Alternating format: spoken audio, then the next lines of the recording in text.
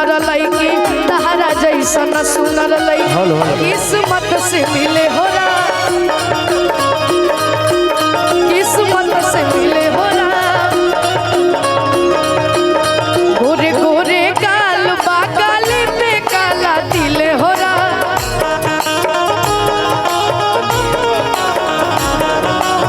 गोरे गोरे गाल बागाले पे काला दिल हो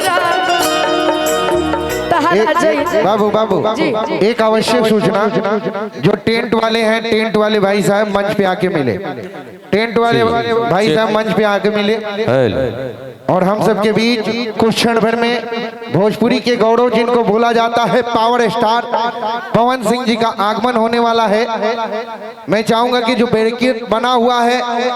वहां पे जो भी प्रशासन के लोग हैं उनसे आग्रह है कि जो भी कलाकार आ रहे हैं उनको